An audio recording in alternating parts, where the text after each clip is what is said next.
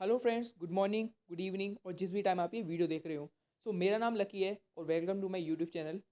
आज के इस सेशन में और आज के इस लेक्चर में मैं क्लास 11th चैप्टर नंबर 9 जिसका नाम है मैकेनिकल प्रॉपर्टीज़ ऑफ सॉलिड, उसके बारे में आज मैं आपसे कुछ चर्चा करने जा रहा हूँ, कुछ आपको बताने जा रहा हूँ। उस चैप्टर के अंदर एक बहुत ही ज़्यादा इंपॉर्टेंट टॉपिक है जिसका नाम क्या है, इलास्टिसिटी।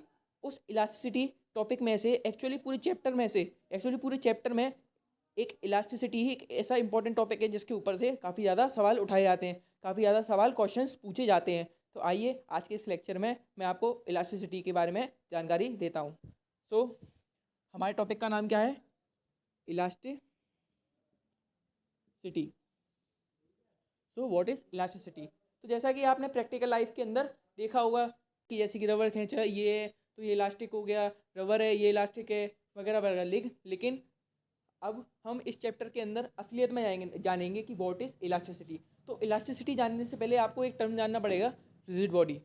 वो क्या, रिजिड बॉडी।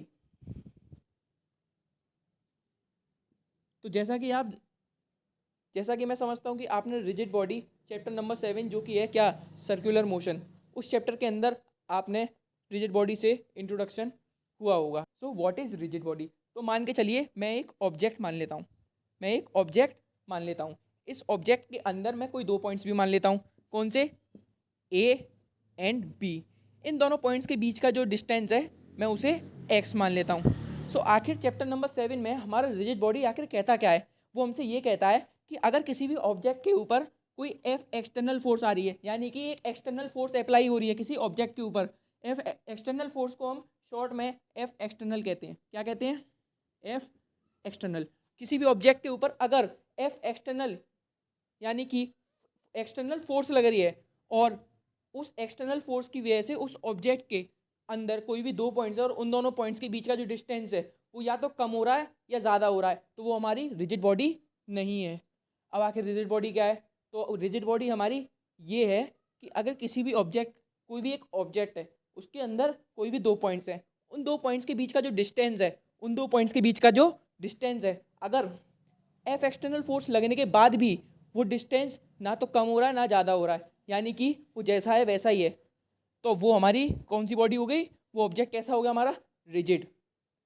ये बात आपने चैप्टर 7 में, मैं होप करता हूँ कि आपने ज़रूर से जानी होगी, लेकिन ये बात एक्चुअल में काफ़ी हद तक गलत है। कैसे, आइए इसको जानते हैं। दोस्तों, मैं ये टॉपिक शुरू करने से पहले आपको एक टर्म यानी कि आपको एक नई फोर्स से मिलवाना चाहता हूँ।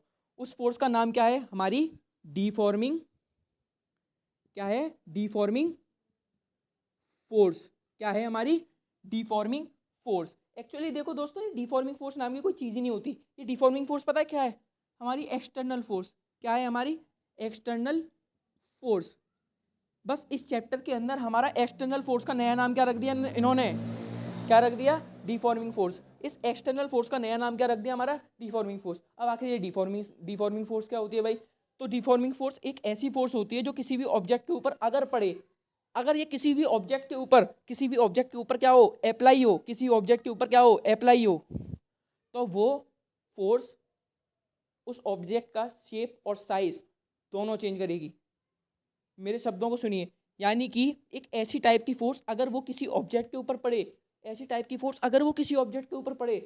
तो वो उसका शेप और साइज दोनों चेंज कर देगी। ऐसी फोर्स को हम क्या कहते हैं, डिफॉर्मिंग फोर्स।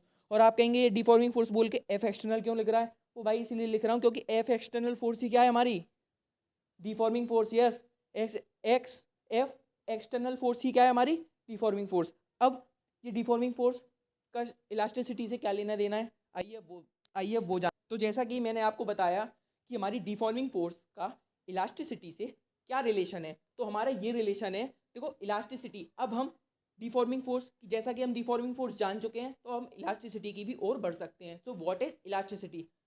इलास्टिसिटी एक्चुअली हमारी सॉलिड्स के अंदर पाई जाती है। कैसे, इलास्टिसिटी एक टाइप की टेंडेंसी होती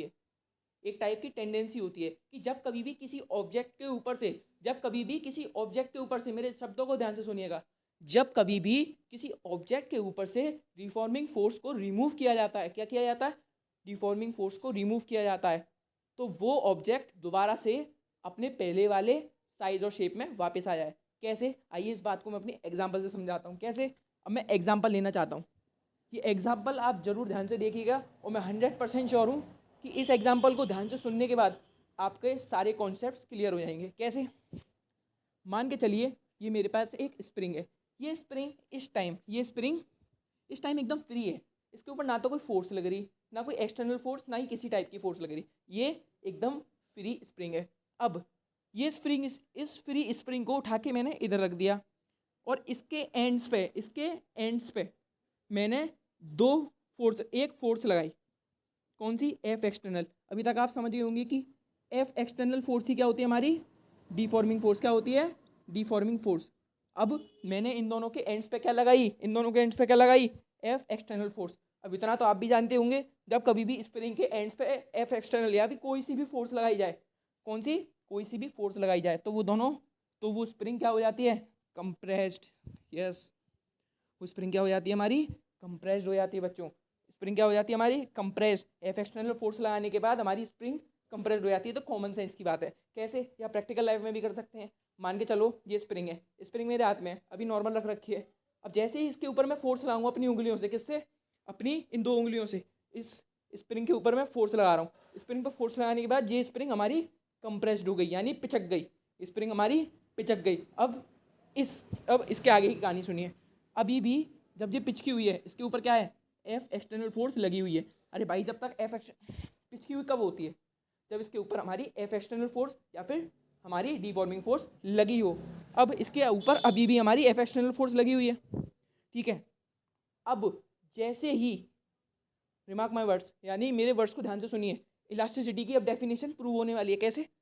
जैसे ही मैं एफ एक्सटर्नल यानी कि डीफॉर्मिंग फोर्स को हटाता हूँ, रिमूव करता हूँ, तो वो वापस से अपने ओरिजिनल साइज और शेप में आ जाती है। वापस से अपने ओरिजिनल साइज और शेप में आ जाता है। ऐसा कोई भी ऑब्जेक्ट, रिमार्क माय वर्ड्स, ध्यान से सुनिए मेरे वर्ड्स को, ऐसा कोई भी ऑब्जेक्ट, देखिए, ऐसा कोई भी ऑब्जेक्ट जिसके ऊपर से डीफॉर्मिंग फोर्स को रिमूव कर दिया जाए, आफ्टर रिमूविंग डीफॉर्मिंग फोर्स, वो अपने पुराने वाले शेप और साइज में वापस आ जाए। ये जो टेंडेंसी है, ये जो कंसेप्ट है, इसी कंसेप्ट को हम क्या कहते हैं? इलास्टिसिटी। उम्मीद करता हूँ कि आपको बहुत ही अच्छी तरीके से समझ में आया होगा, और अगर अभी भी समझ नहीं आया, मेरी वीडियो को प्लीज़ रिवाइंड करें और दोबारा से देखें। अब इस लेक्चर को एंड करने से पहले मैं आपको इलास्टिसिटी और डीफॉर्मिंग फोर्स के डिफाइंड टर्म्स या डेफिनेशन आपको लिखवा देता हूँ। दोस्तों, जैसा कि आप देख सकते हैं कि मैंने अपनी डेफिनेशंस लिख दी हैं। सो अब हम इस डेफिनेशन को पढ़ेंगे। So what is elasticity? तो जैसा कि आप देख सकते हैं, मैंने लिखा है, it is a tendency of an object to regain its original position और shape and size after removing deforming force. यानी कि इस डेफिनेशन का मतलब है, ये इलास्टिसिटी एक टाइप की टेंडेंसी होती है। क्या? इलास्टिसिटी एक टाइप की टेंडेंसी होती है कि जब कभी भी हम किसी ऑब्जेक्ट के ऊपर से, मेरे वर्ड्स को हमेशा ध्यान से सुनिएगा, जब कभी भी हम किसी ऑब्जेक्ट के ऊपर से ये डिफॉर्मिंग फोर्स हटाते हैं, तो वो ऑब्जेक्ट वापस से अपनी ओरिजिनल पोजीशन और शेप या साइज में वापस आ जाए। आप खुद डेफिनेशन पढ़ के देखिए, आपको खुद समझ में आएगा। It is a tendency of an object to regain its original position और shape and size after removing deforming force. अब आप अच्छे से समझ गए होंगे, आई एम डैम श्योर। अब हम आते हैं अपनी नेक्स्ट डेफिनेशन पे कि what is deforming force? Force which changes the size of an object after applying on it. अब इसका क्या मतलब है भाई? इसका मतलब ये एक ऐसी टाइप की फोर्स है, ये एक ऐसे टाइप की फोर्स है किसी ऑब्जेक्ट के ऊपर जब पड़ती है तो उसका साइज और शेप दोनों को चेंज कर देती है। इसी फोर्स को हम क्या कहते हैं? हमारी डिफॉर्मिंग फोर्स। और ये एक टाइप की हमारी एक्सटर्नल फोर्स होती है। तो कैसा लगा आपको ये लेक्चर? अगर ये लेक्चर आपको थोड़ा सा भी पसंद आया हो तो प्लीज़ मेरे इस चैनल को सब्सक्राइब करें, ताकि आपको और ऐसी अमेजिंग वीडियोस मिलती रहें। तब तक के लिए मिलते हैं।